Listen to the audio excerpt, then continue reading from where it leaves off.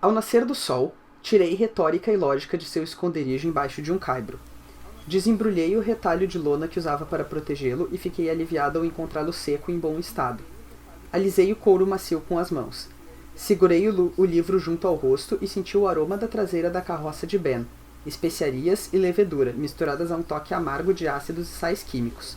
Era o último pedaço tangível do meu passado. Abri a primeira página e li a dedicatória que Ben tinha escrito, fazia mais de 3 anos. Kvof, defenda-se bem na universidade, deixe-me orgulhoso. Lembre-se da canção de seu pai. Cuidado com a insensatez. Seu amigo, a Benfi. Balancei a cabeça e virei a página.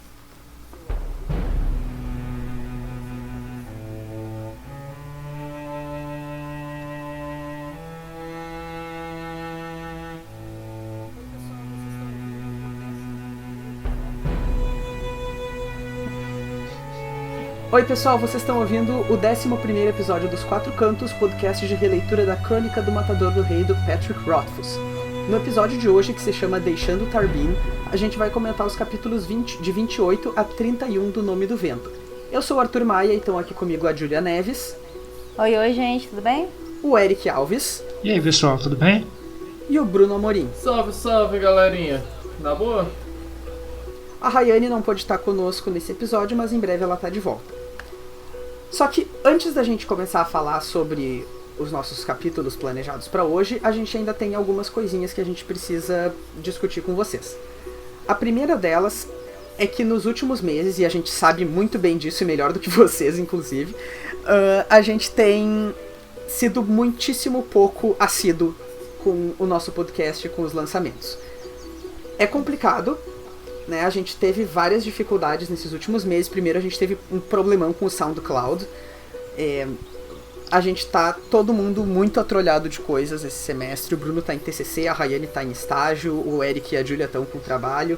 Eu tô com a pós num momento meio crítico. Mas a gente vai tá fazendo o que a gente pode. Vai ser um pouquinho mais esparso.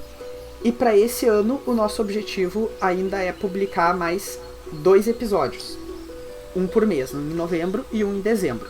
Então a gente vai até o capítulo 13. E além disso... Bom, vou deixar pro Bruno explicar a situação da edição daí. Basicamente, pelo fato de eu estar muito atrelado com o TCC, vai começar a ficar muito complicado para mim conseguir fazer as edições. Eu tô sendo muito cobrado, tem muita coisa que eu tenho que ler e tudo mais. Meu tempo útil está sendo todo gasto pro TCC. Então, assim, isso vai estar atrapalhando um pouco, talvez atrase um pouquinho a edição. O Eric comentou que talvez ele pegasse as edições nessas 2 próximas para me dar uma mão. Porém, até a gente conseguir achar um novo editor, fica esse gap aí, né? Então a gente queria saber dos nossos ouvintes, né? A gente gostaria muito de conseguir lançar mais 2 episódios esse ano, mas a gente tá com esse problema da edição.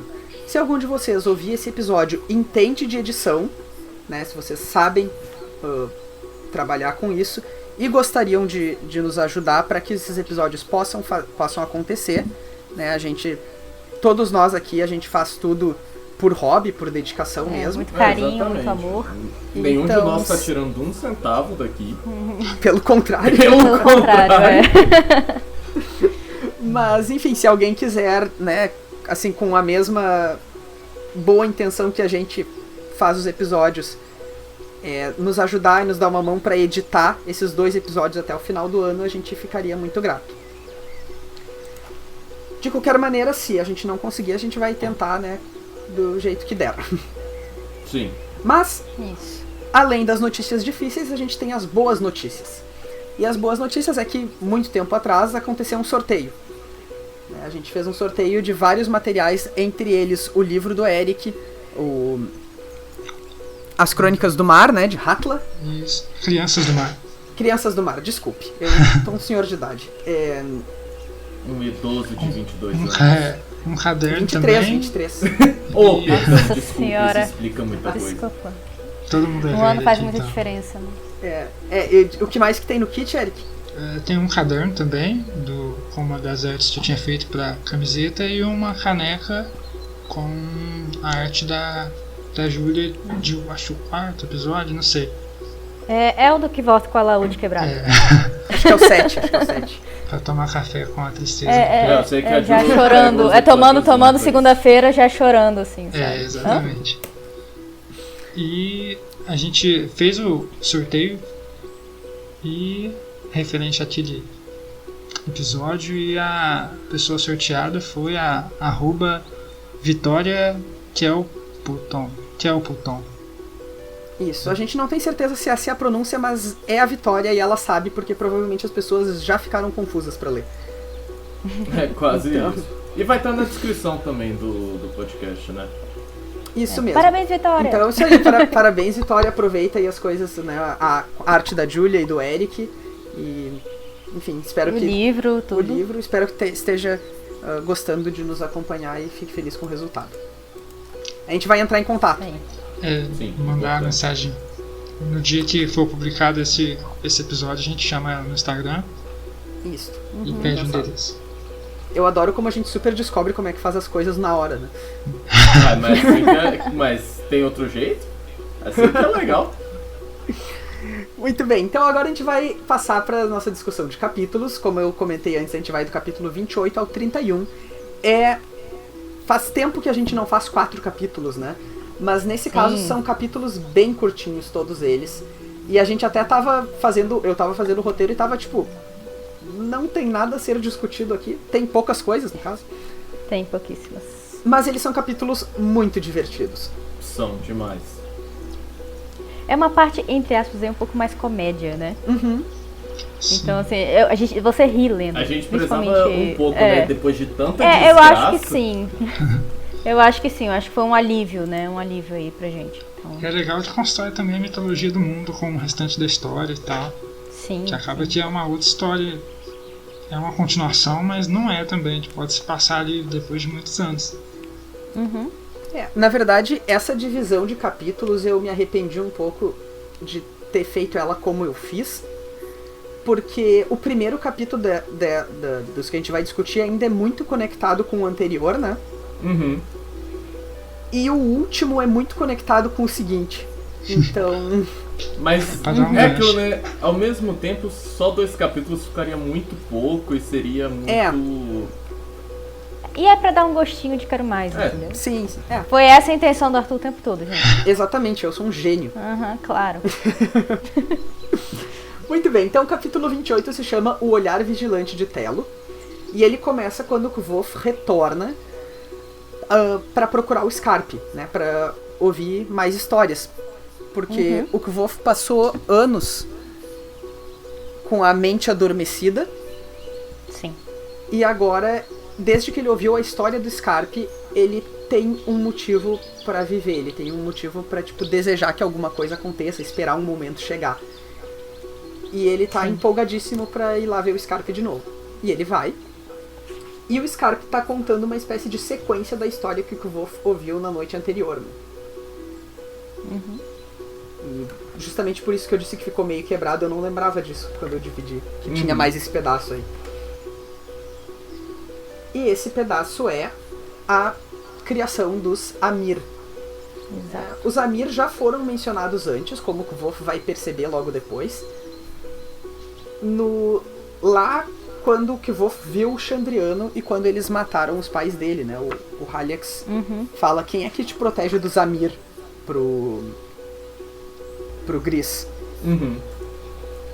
Então aqui a gente vai ver que a sequência daquela história, a sequência da desgraça que o Lanry fez recair sobre Mirta de Niel, sobre os Selitos, né, foi sucedida pela criação dessa ordem de pessoas cujo objetivo, segundo a história do Scarpe, é ir atrás do Chandriano. Né, ir atrás da desgraça que eles sofreram. Agora, tem uma série de nomes mencionados aqui na fundação dos Amir, né?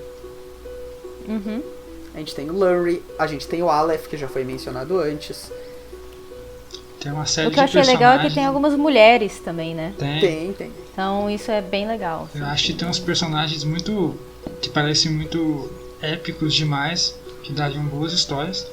E que também, se você já leu o primeiro e o segundo livro, não é uma parte que a gente vai falar agora, mas te dá algumas dicas das origens de todo o universo ali, de que talvez isso seja real.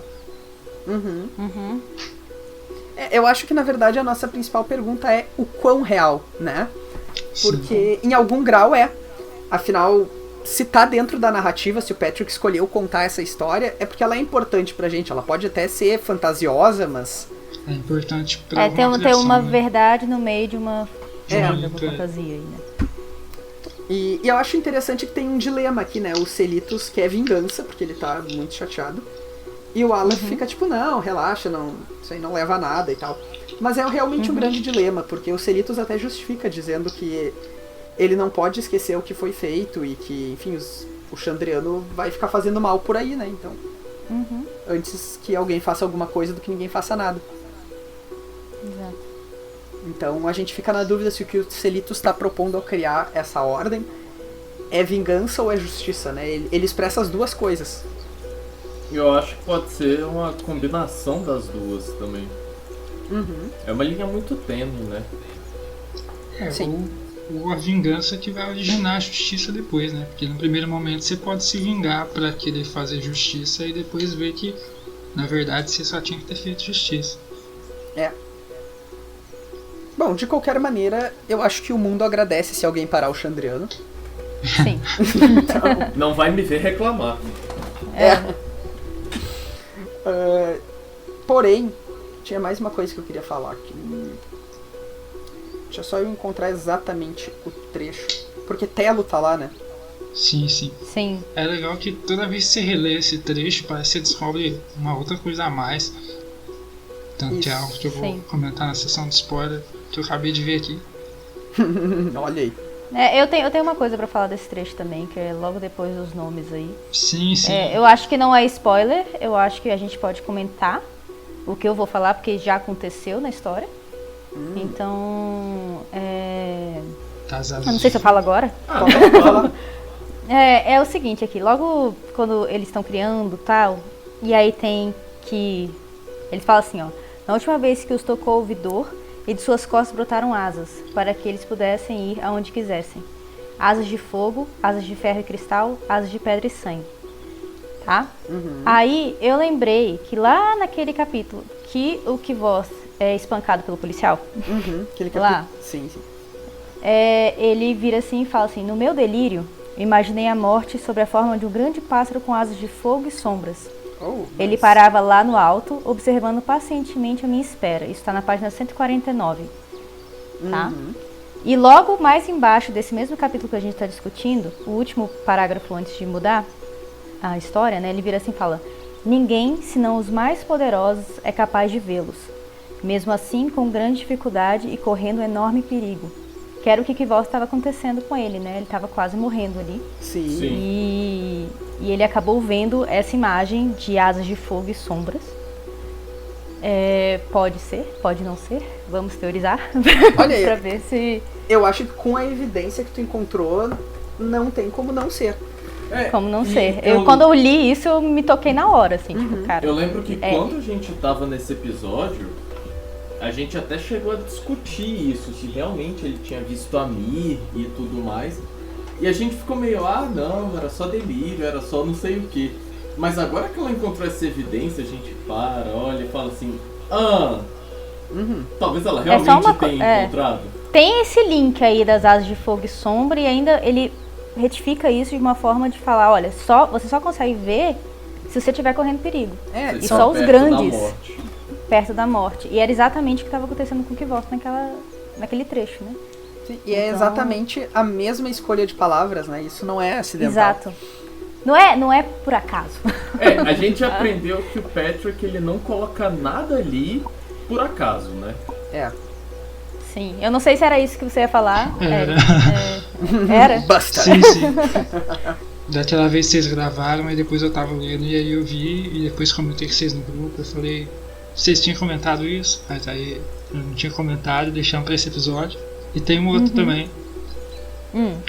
Mas esse não dá pra falar agora, pelo que é pra frente. Tá. Nos deixou com vontade. Esse a gente aguarda. A escolha de palavras dele, que ele realmente escolhe precisamente as mesmas palavras. E isso acontece várias vezes no livro, com várias coisas. Então eu não sei se é ele enganando a gente ou dando dica. Bom, então vocês ouvintes que estão tão curiosos quanto a gente, mas que ainda não leram todos os livros, então não querem spoiler, tratem de ler antes de terminar de ouvir esse capítulo. E aí escutem os spoilers. Bem, a história é interrompida, né? O Scarpe não chega a terminar ela. Claro que para efeitos de narrativa funciona porque a gente conseguiu entender onde é que ele queria chegar.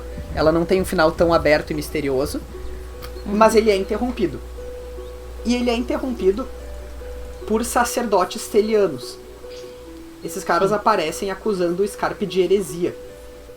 E muito provavelmente tem a ver com o fato dele estar falando dos Amir, que eram uma ordem, pelo que se sabe, relacionada à igreja. E aqui ele tá dando uma versão diferente dessa história, né? E além disso, Telo tá lá. Sim. Então, muito provavelmente a acusação de heresia tá relacionada com essa versão não oficial de uma história santa, né? Uma história sacra. Sim. E eu acho interessante, vocês lembram que nos outros episódios a gente comentou como é que os padres eram, os sacerdotes, eles eram representados, né, em Tarbin como essa classe meio corrupta, às vezes tinha até insinuações de pedofilia. Sim. E aqui, de novo, as pessoas ligadas à igreja institucional que aparecem são as piores pessoas desse capítulo, né? Exato. Então, o Patrick parece não ser muito... É uma censura aí, né, com essa história muito forte, né? Não quer que isso passe, né? O que não é e ele tava falando, eu acho que outra coisa que também pode ser, intensificar, né, é que ele tava com crianças, né, falando justamente com uma nova geração aí, não sei. Também. Enfim, ele tá reforçando um pouco essa ideia, que não é de todo errado, né, de que a religião tá muito atrelada a poder, e muitas vezes quando essas coisas estão atreladas, elas descambam pra abuso de autoridade, etc. Sim. Uma coisa... Diga, Eric. É legal pensar que, pensando na forma de estrutura, isso funciona até de mais um jeito. Você tava falando dele interromper a história e tal, mas ele capturar o Scarpe aí é algo que faz com que toda a história que tem pra frente aconteça, porque senão provavelmente ele ficaria com o Scarpe. E faz com que essa história não entre no clichê também do mentor ali ensinando ele a fazer tudo, que viraria um Senhor dos Anéis, eles juntando pessoas fortes pra matar o Chandriano em vez de acontecer aquela quebra que a gente precisava, né? É uma quebra até de maturidade pro Kvorth, né? Porque é depois disso que ele toma as decisões de ir pra frente, né? Sim. De ir em frente. Sim. Então... E eu tava relendo ali também, é legal pensar, é legal não, eu me pergunto por que quando ele fala com o Kvorth, ele manda ele correr pros telhados, porque como que ele sabe que o Kvorth tá nos telhados? E o nome dele também. Claro. Lembram que no outro capítulo que ele apareceu, ele já sabia o nome dele de um jeito meio misterioso, né? Já sabia bastante coisa dele. Ou dava a entender, pelo menos. Ele então... sabia. Por que ele saberia, né? Ou ele a gente consegue tem que discutir aí. ler o nome dele e tal, como tipo os Selitos, e talvez ele seja o Selitos, quem sabe. Ou ele simplesmente estava vigiando ele. Eu pensei nisso também, de ser uma coisa meio associada aí com o que ele passou, né, de ver um Amir, se for o caso. Pois é, até porque quem tá falando pra ele da existência dos Amir aqui é o Scarpe, então... É o Scarpe, o Scarpe poderia... E foi em Tarbin que o Kvorth foi, agora canonicamente decidido por nós, via um Amir. Então... Agora, uma coisa que me chama a atenção em Tarbin, que eu já disse algumas vezes que não é o meu arco favorito, nem de perto, assim. Eu tenho a impressão de que o Kvorth tá sempre tendo esses momentos, assim, de tipo... eu tava vivendo por nada e daí alguma coisa dentro de mim despertou. E tá, é muito legal, mas parece que é tipo a 7ª vez que isso acontece, sabe? Que aconteceu aquilo, Ele já né? voltou às 7 portas, tudo de novo, e já foi, e já voltou de novo. Realmente eu acho uma parte bem extensa que daria pra resolver bastante. Eu até não, eu não sinto maçante, mas enfim, é que como eu gosto tanto dele com o Abenfi, e eu gosto tanto da universidade... Fica um elo perdido ali no meio. E ele usar sempre a mesma desculpa também. Fica parecendo mais repetitivo ainda. É meio isso. Agora... Mas é um pedaço necessário, né? Porque com a morte dos pais ainda numa infância, ele precisava ainda crescer para a universidade, né? Sim, não. É necessário. E Tarbin molda muito do caráter dele também. Com certeza. Sim. Ele aprendeu muito, assim, querendo ou não. Não querendo, no caso. Sair de encrenca, sabe, perceber coisas. Ele ficou muito mais safo, vamos dizer assim, sabe? E ao mesmo tempo, várias coisas que ele faz que não fazem sentido, que são o contrário de ser safo. Você fala, ai meu Deus do céu. Também tem muito a ver com os traumas dessa época, né? Então, ao mesmo tempo que... Porque é óbvio que se a gente perguntar pro Kvof, tu preferia ter passado 3 anos, sabe, nessa situação horrível na rua, ter passado por tudo que tu passou, ele ia dizer não. Porque ele levou traumas muito profundos disso, e pra além de ter aprendido coisas, né? É aquilo que ele falou naquele episódio, né, que ele vê o menino sendo abusado, que é um trauma que ele leva pro resto da vida, que ele já quebrou ossos que ele não conta, que ele já teve que se costurar não sabe quantas vezes, mas aquela noite marcou ele de um jeito que ele nunca vai esquecer, assim. Então, é muito mais íntimo nele mesmo, assim. Bem, voltando pro Scarpe aqui, tem uma coisa que me chamou a atenção, que é a maneira como descrevem o quanto ele apanhou e ele continuava consciente. Tranquilo. Ele apanha demais pra quem tá muito bem. Ele leva uma caneca de cerâmica na cara, assim, sabe? E tipo, continua falando com o Wolf, ele sorri depois disso, sabe? Mais um sinal que ele é forte. Mais um dia.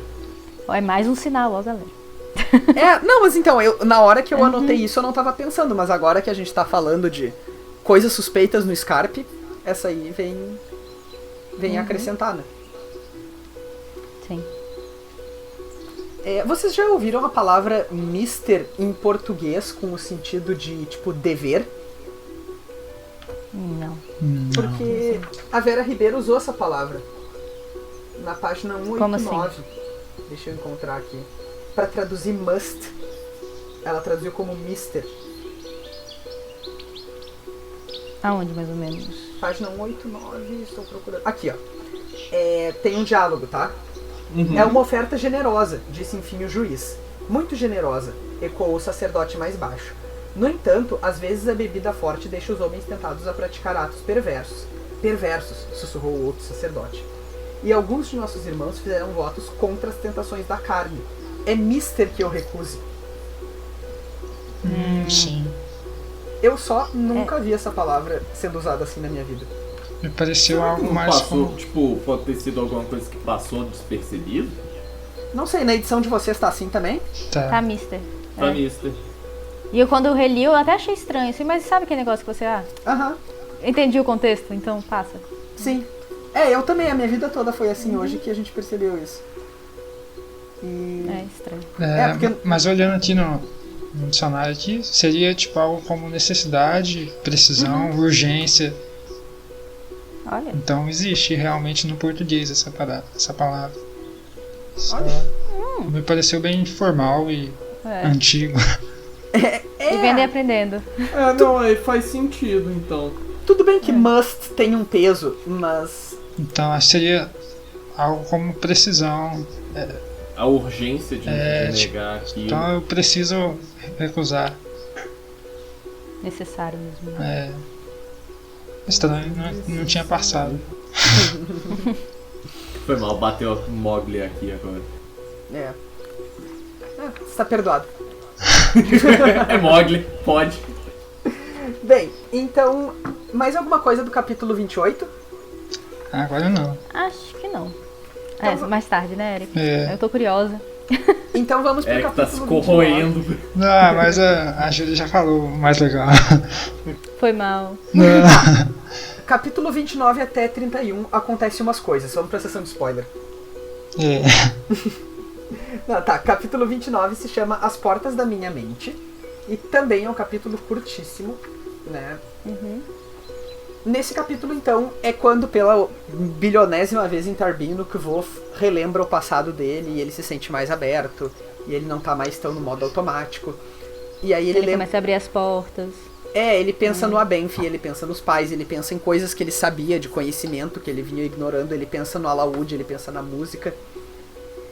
E ele pensa nas incoerências nas histórias do Amir. Né, do Zamir. Porque ele sabe até então que a ordem Amir era uma ordem ligada à igreja e ao Império Aturano. Mas a história que o Scarpe contou pra ele se passa muito antes da ascensão do Império Aturano. Então, a questão é: os Amir existiam antes da igreja? Eles são uma ordem mais antiga e mais profunda do que eles eram? O Kvof não sabe, mas ele sabe que isso é a única pista que ele tem pra ir atrás do Chandriano. Agora que ele não tem mais o Scarpe e que ele lembrou o quanto ele pode se sentir vivo, né? O quanto ele não precisa se sentir no automático. É legal que esse capítulo fecha certinho o arco dele aqui, né? Que sai dessa mentalidade dele de menino de rua para voltar a ser o que ele era. Que é basicamente o próximo capítulo, que é se relembrar como ele era astuto. E é legal que também reforça essas perguntas, que pra quem tá lendo a primeira vez, só viu aquele diálogo, faz o leitor lembrar do objetivo do Kvolt, né? Que é achar os Amir, os cantores e tal. Se você tá lendo a primeira vez e passou aquela parte rápido, depois de todo esse tempo em Tarbin, você vai esquecer. Sim. Então acho que ele usa esse capítulo mais como estrutura narrativa do que... Não tem muita coisa. Alinhar, digamos assim. É mais pra fechar tudo aqui e aí poder começar um outro arco. Uma coisa que eu me pergunto é: será que esse capítulo não... Eu não sei, eu estranhei esse capítulo, relendo agora. Eu achei ele muito curto por uma coisa que não necessariamente precisaria ter dividido, mas enfim. Sim, parece que tanto esse quanto o outro tá mais ali pra poder ligar as cenas importantes que tem, tanto a última quanto a próxima. Senão ficaria um corte muito grande ali e ele teria que fazer um resumo muito pequeno nos primeiros parágrafos. Mas é legal fazer esse questionamento, porque se você já leu uma vez e está lendo a segunda, terceira vez, você se faz esse questionamento de que os Amir surgiram antes, depois e tal. Sim. Quando tu já tem certa fluência dentro do universo, mas quando tu tá lendo a primeira vez, não tem como. Sim, não, primeira vez passa. Vira só uma encheção de linguiça. E tipo, como é muito importante pra estabelecer a meta do Kvof, né, o Patrick tá certo em reforçar isso aí, tipo, pro leitor que tá lendo a primeira vez dizer, tá, para aí, o que a gente vai agora é redesenhar os próximos objetivos dele a partir das pistas que ele tem. Até porque a maturação dele daqui pra frente faz ele desviar um pouco desse objetivo, então é legal ele colocar esse reforço, realmente. Bem, e então qual é a decisão que o Kvof toma? É ir pro único lugar onde ele acha que pode encontrar algumas respostas. Agora que ele se reconciliou com o passado dele, né, e ele lembrou da única possessão que ele tinha ainda, que era o livro que o Abenfi deu pra ele, o Retórica e Lógica, ele lembra que na dedicatória está escrito: defenda-se bem na universidade. A universidade, além de ser um lugar que o Kvof criança queria muito ir, também é um lugar onde ele tem maiores chances de encontrar respostas. Sim. E é assim que termina esse capítulo, com ele decidindo que ia deixar Tarbin e ir em direção à universidade. Eu gosto que ele termina com virei a página, sabe? Expressão, né? Ele segue o barco. Porque aí fica naquela do virou a página do livro. Eu gosto dessa brincadeirinha. Eu não tinha percebido, mas foi muito legal mesmo. Eu não sei se em inglês é assim também. Deve ser. Deixa eu conferir aqui, mas... Provavelmente. I nodded to myself and turned the page. Enfim, belíssimo capítulo. Mais alguma coisa do 29? Não. Ele é bem simples. Capítulo 30, então, se chama Restauração. Não é exatamente a tradução literal do nome dele em inglês, porque o nome dele em inglês é The Broken Binding. Nossa. O sentido no fim das contas, né? Mas anyway. Então esse capítulo é um pouco do que a gente comentou antes, que são capítulos mais divertidos, mais leves. Sim. Aqui, nesse capítulo, o Kvof vai tentar deixar o livro dele, né? E barganhar aí, né? Barganhar o livro que o Abenf deu pra ele, pra tentar ter algum dinheiro pra poder sair de Tarbin. E aí ele tem um diálogo divertidíssimo com o dono do estabelecimento, que se chamava Restauração, né? Os melhores diálogos que rola. Mas ao mesmo tempo que é divertidíssimo, ele também nos lembra de algumas coisas. Que claro que o leitor não esqueceu, mas da super estratificação social em Tarbin, de como o Kvof chega lá como um menino de rua e é super... não é maltratado, mas ele é visto como... Mal visto. Mal visto, Né? O cara tenta enganar ele. Sim, nem acha que ele sabe ler, né? Então... E aí ele dá um jogo com a assinatura dele. Que cara, ele dá um tapa assim de pelica nele. É muito bom, né? É muito bom. Achei bem legal que ele me lembra muito os diálogos dele com o Ben na carroça. Recupera um pouco dessa juventude dele, faz ele realmente parecer ser um menino do que um personagem que está sofrendo nas ruas.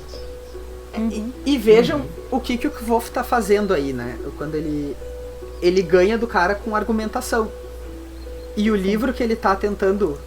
Não sei se é penhorar a palavra, mas se chama penhorar. Retórica e Lógica. Meio que penhorar. Enfim, ele tá usando de alguma maneira o livro, né? O tema do livro pra conseguir guardar o livro. Sim. E pra lembrar quem ele é. E aqui também começa, a gente sabe que já começou, mas começa a ser evidente a personalidade dele de, entre aspas, gatuno, assim, porque essa é a primeira vez que você vê ele realmente roubando e tal, que vai definir... Ele só falava que tinha aprendido a fazer. É só narrativamente, agora começa a ser realmente uma parte da personalidade dele que vai continuar acontecendo daqui pra frente, e tira essa inocência dele.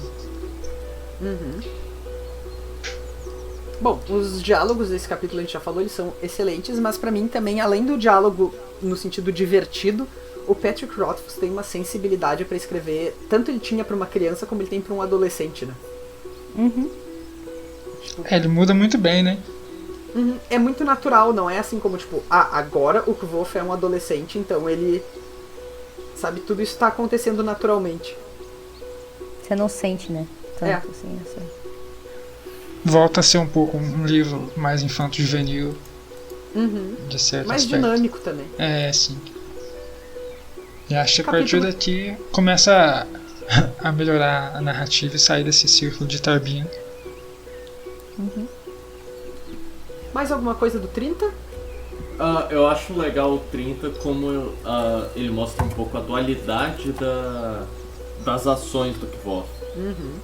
Que ele pega aqui, por exemplo, bem no finalzinho mesmo, os dois últimos capítulos, parágrafos, quer dizer, perdão, são muito bons. Que ele tá falando do recibo e tal, não sei o que ele passa a perna no cara com o recibo, né? E aí ele termina assim: conclui que realmente não era um mau sujeito, retribui o sorriso e por um segundo quase me senti culpado pelo modo como eu tinha escrito o recibo.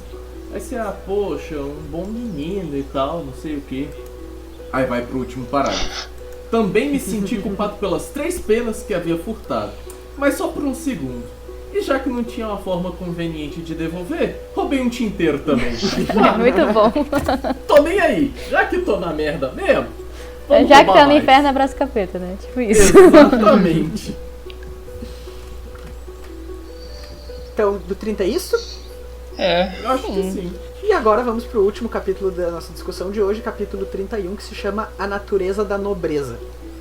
Esse capítulo também ele é super satírico, né? A gente já falou um pouco das sátiras que o Patrick fez dos sacerdotes em outro capítulo, de uma maneira mais humorística. Mas aqui, então, o alvo da sátira, né, muito claramente, são os nobres. Esse capítulo, ele me lembra um pouco aquela ideia meio teatral, sabe? De, tipo, ter personagens representantes de classes, assim. Personagens tipo, né? Pra narrativa funcionar como um... Aqueles personagens são caixinhas, né? Então tem o padre, tem o nobre, tem o pobre, tem, né, o mordomo. São bem os estereótipos mesmo, né? Caixinha já pronto. É tipo Gil Vicente, assim. Mas o que o Kvof tá...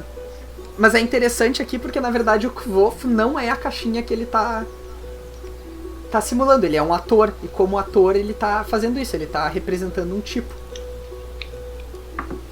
O capítulo começa, então, com o Kvof decidindo que com o dinheiro que ele tinha, ele ia primeiro tomar um banho, ao invés de comprar roupas novas. Porque se ele primeiro comprasse as roupas novas e depois tomasse um banho, ele ia ter que usar as roupas novas estando sujo. Sim. E então ele decide tomar o banho, e daí ele tá definitivamente sem nenhuma solução pra como ele vai fazer Essa cena é muito boa. pra conseguir. Acaba que ele usa tanto o capítulo anterior quanto esse pra poder mostrar as habilidades que o Volt tem, né? Tanto de atuação, quanto de retórica, de roubar. Sim. E a grande ideia do Kvof, que é sensacional, então, já que ele tá sem roupas, e ele percebe que de banho tomado ele parece um nobre, é que ele vai sair de toalha na cidade. E o que eu acho legal também, só te interrompendo um segundo, é que ele se viu no espelho, ele viu essa mudança toda, né? Ele se viu mais velho, como nobre. Então, é muito legal isso. Sim. Enfim, a decisão dele é ir lá como nobre e pentelhar pessoas, porque ninguém incomoda os nobres, então ele vai conseguir umas roupas. Sim. E é o que ele faz, então ele tem um diálogo divertidíssimo também com o... Ele ainda dá aquela pompa, né, de você sabe quem eu sou. Uma vez, uma familiar minha encontrou o senhor, na época repórter, hoje senador, Lazier Martins, aqui em Porto Alegre. E ele falou exatamente essa frase, então agora eu associo... Aqui em Brasília é o que rola, meu filho. Imagino. Mas agora eu associo o Kvof com o Lazier Martins e nada pode ser salvo. Bom, de qualquer maneira, esse diálogo dele com o cara é engraçado também, porque o Kvof também é a mesma dualidade de antes, tipo, ele tá se sentindo mal por tá tendo que enganar o cara, então ele até sente pena umas horas, né? Pra mostrar só que ele não é um psicopata, né? Nem precisa ser um psicopata pra estar se divertindo fazendo aquilo se tu é um bom ator. Ele tá atuando, né? É que nem um ator que tá fazendo alguma apresentação no meio da praça, assim, vai, sabe, sacanear alguém, alguma coisa assim. É uma atuação e é uma brincadeira, na verdade, né? Minha mãe, por exemplo, ela faz alguns esquemas, assim, em universidades. Então ela tá fazendo uma agora aqui numa universidade de Brasília com medicina. E ela tem que fingir que ela tá doente, que ela tá, né? Pros alunos saberem dar uma notícia ruim, vamos dizer assim, sabe? Então, a última vez que ela foi, era uma paciente que descobre o câncer de mama. Justamente por causa do Outubro Rosa e blá blá blá. Então é esse negócio dela ter que se virar. E ela fala assim, Júlia, por dentro eu ria tanto da carinha deles, tadinhos. E é mais ou menos isso, né? Porque eles ficam nervosos, as pessoas ficam nervosas, né? Sim. Acho que isso é uma característica bem legal da escrita dele, que ele mostra realmente como ele aprendeu os requisitos para ser um protagonista. Porque na maioria das histórias de fantasia, em geral, que se lê, todo herói já tem todo o envolto de habilidades para ser um herói. Ele só não é descoberto pelas outras pessoas, mas ele já sabe se portar durante os outros, já sabe lutar e tal.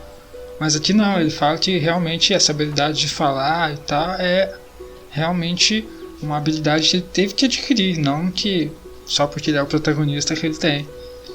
Ainda que ele tenha feito tudo isso fora de tela, digamos, né? Sim. A gente nunca viu. Mas tipo, ele pelo menos uma menciona. Uhum. Eu concordo contigo por um lado, né? Que tem uma justificativa e não é assim, tipo, as coisas só acontecem, né? Por outro lado, às vezes soa irreal o quão bom ele é nisso. Porque ele era muito pequeno também, né? Ele reforça assim, claro demais. que existem atores e atrizes aí mirins que são absurdos, existe.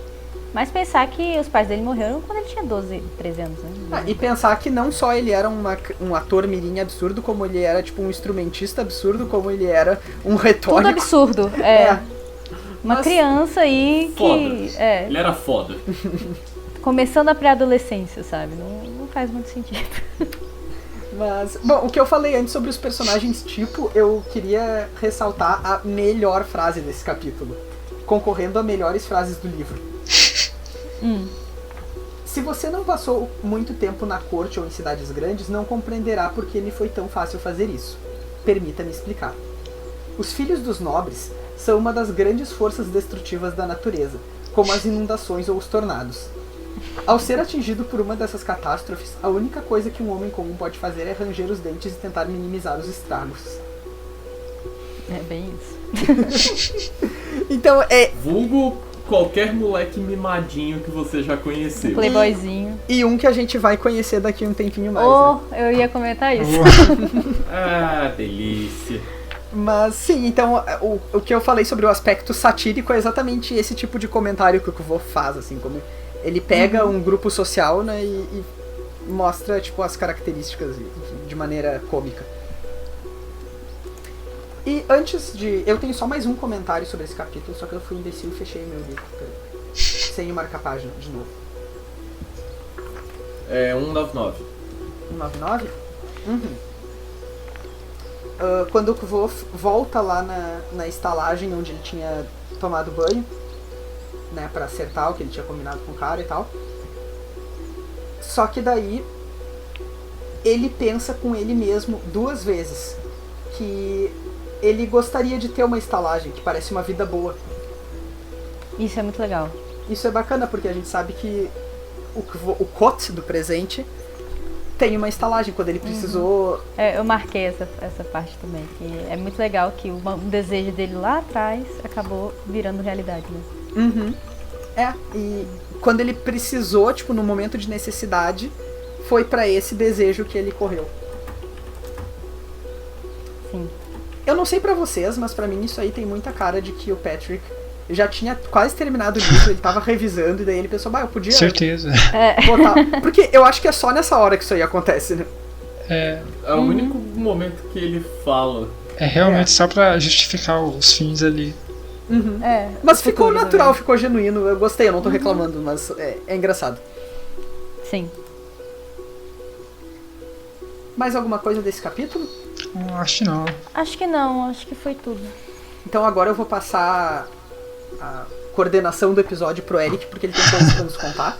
Spoiler, galera. Isso, então agora a gente tá entrando na nossa sessão de spoilers. Se vocês não querem saber o que acontece no resto do Nome do Vento, no Temor do Sábio, no conto do Bast, no livro da Auri e no conto do Old Holy, e, sei lá, eventuais declarações do Patrick, qualquer outra coisa, vocês param por aqui, leiam tudo e voltem pra nos ouvir. Então, Eric, contigo. Bem, voltando lá no começo, quando ele tá contando a história, é bem legal ver a criação de mundo dele, os nomes que eles citam, e que nomes que, na verdade, a primeira vez que você lê, você passa batido, porque ele usa de títulos dos personagens para criar a personalidade deles ali. Mas que depois você vê que ele desdobra isso para culturas depois. Por exemplo, quando ele fala, citando aqui em ordem, é o Tirel, que fora queimado, a Dia, que tinha perdido 2 maridos na luta e cujo rosto, boca e coração eram duros e frios como pedra. Esse eu achei que talvez, não sei se é assim em inglês, talvez o Arthur possa tirar a dúvida aí, mas o nome dela, se você colocar um T ali antes do H, vira Death, né? Então ela tinha a boca e coração duros como pedra, e todo o luto dela ali talvez seja um trocadilho. Legal. O próximo, o Enlas, não consegui fazer nenhuma ligação. A Geisa também não. Geisa é um nome muito engraçado. Pois é, né? E é legal. É um nome que a gente traz pra gente. Eu, pelo menos, eu devo conhecer umas duas Não Geisas, conheço nenhuma cara. Geisa. Eu também não. Cara, mas é comum, é um nome, por incrível que pareça, um pouco popular assim. Me soou familiar. É estranho ver nomes comuns assim em livros de fantasia. É que nem um que a gente vai conhecer mais pra frente. Pode falar o nome. A gente tá na Agora pode falar. É verdade. Não, o nome comum que a gente vê mais pra frente é o Sim. Simon, aham. É verdade. É super comum até. Mas é legal olhar ela em inglês, tipo, tem muito em inglês, né? Que é sessão. tipo Simon. Tem até o irmão do Alvin dos Esquilos, que é o Simon. É verdade. Mas é legal, a gente tava alguns episódios atrás falando da imagem que ele faz dos personagens femininos. E é legal ele falar aqui que... É legal não, né? É bem triste. Mas ela é a primeira mulher que conhecer o toque não solicitado de um homem. Então ele traz alguma representatividade aqui.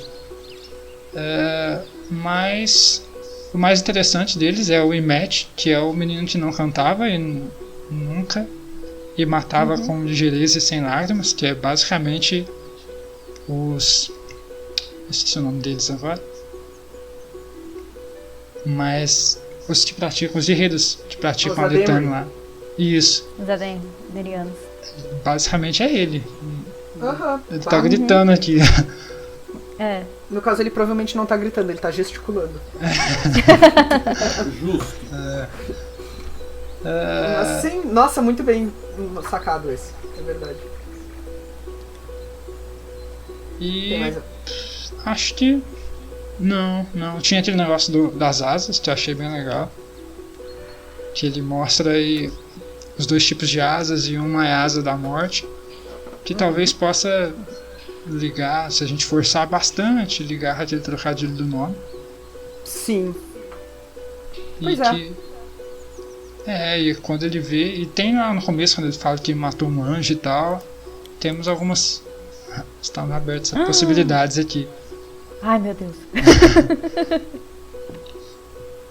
E acho legal também esse link que ele faz. Peraí. Desenvolve. Você tá falando pra o Scarpe, é isso? Não. O Tivolt quando ele... Não, o Scarpe não, porque é o Scarpe quem dá a ideia pro cronista de onde o Scarpe tá vivo. Tá certo. Ai, eu dei um susto aqui agora. Não, mas olha só. Tanta coisa, né, que a gente vai... Quem tá mas muito, essa... o Scarpe, tudo bem que não, mas essa associação do Osamir com anjos... Pros anjos? O Scarpe não deve ser o único Amir. Não. E ele deve a Beer aqui a gente tem apresentar, pelo menos, né? Eu considero todos esses nomes citados aqui como os primeiros Amir. Não, tudo bem, mas essa galera, a princípio, não tá... Então a questão é, esses são os Amir originais, e que só existe esses e pronto. E aí todo o resto foram só a igreja que criou o título Amir para os guerreiros dela. Então são 2 Amir aí. Certo? Então, no caso, quando ele fala do anjo e do Amir, ele está se referenciando a essas pessoas originais. E o que todo mundo, o popular, conhece como Amir é os guerreiros da igreja, criados depois. Sim. Será? Tá, assim, eu acho que existe uma questão geracional nos Amir.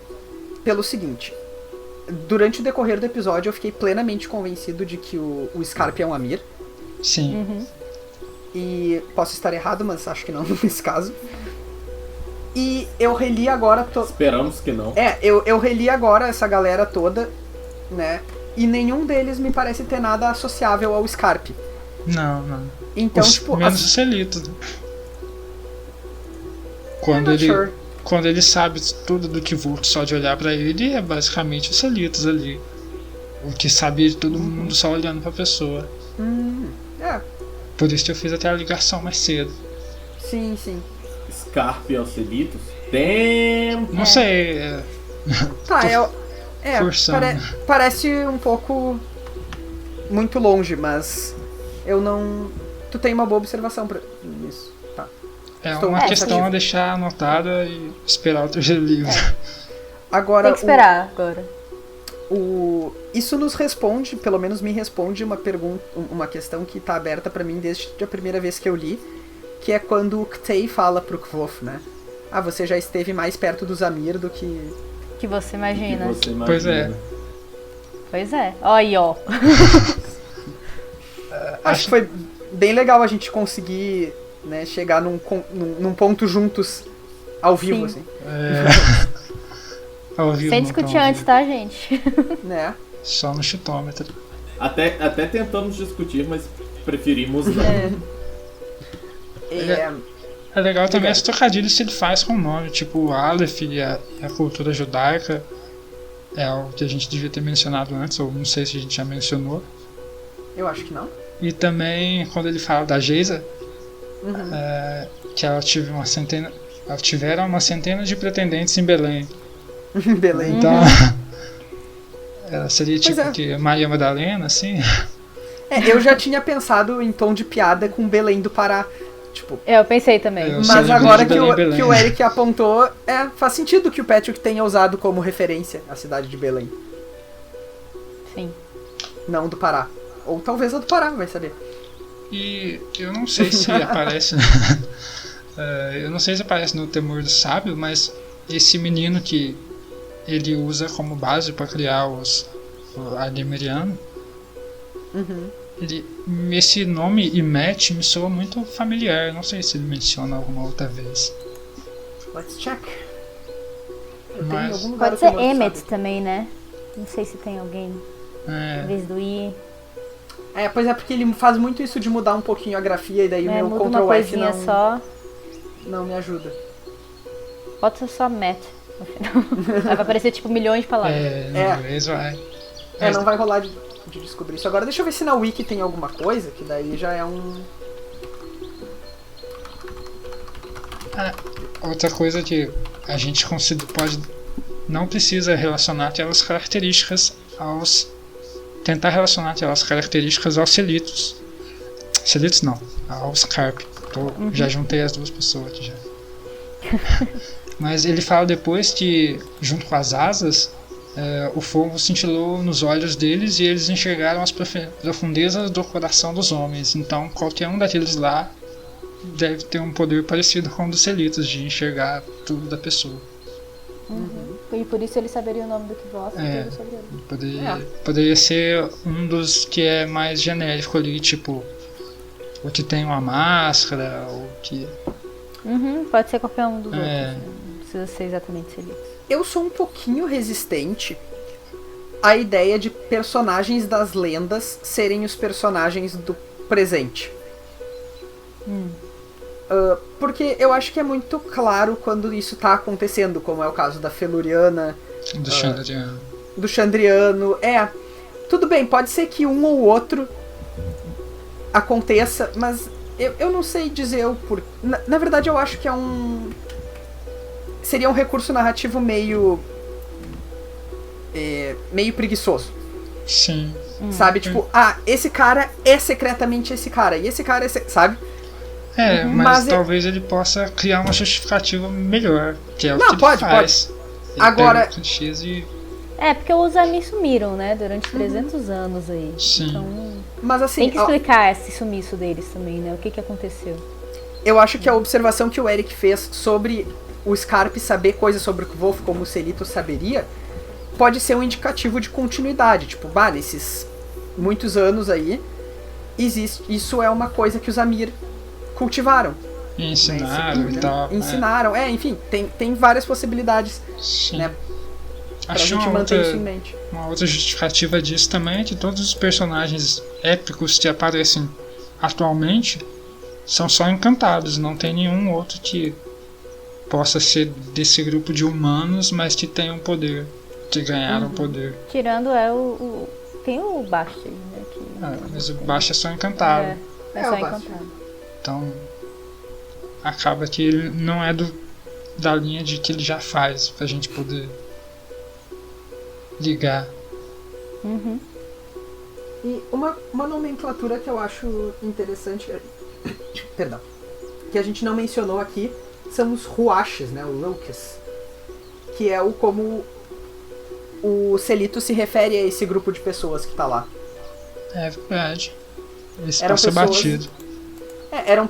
Eram os habitantes do Urgen, não me lembro como é que ficou isso em português, mas do Império Urgen. Mas eu acabei de ver uma coisa que eu errei bastante aqui, que já quebra a minha teoria dos Celitos. Que ele vira Celitos um monóculo, né? Então o Scarp teria que ter um olho só. Esqueci disso. Então o Celitos não é o Scarp. Mas pode ser um dos outros. Olho de vidro, às vezes. O olho É. de vidro. Não, mas o que o Wolf perceberia. Ele mencionaria. Eu esqueci que ele tinha arrancado o olho. Acontece. Quem nunca? Mais alguma Aí coisa? de repente a gente vai Ruaches, falar. Tá dada a possibilidade. Tem várias outras pessoas com poder aí pra ser ele. Sim. Mas acho que era isso de mais importante nesse capítulo. Era isso? Alguém tem mais alguma coisa aí pra falar? Tem o Ambrose, né? O Ambrose que a gente vai falar aí, que ele meio que... Como é que fala? Atuou... O Kvolf imitou o Ambrose sem conhecer ele.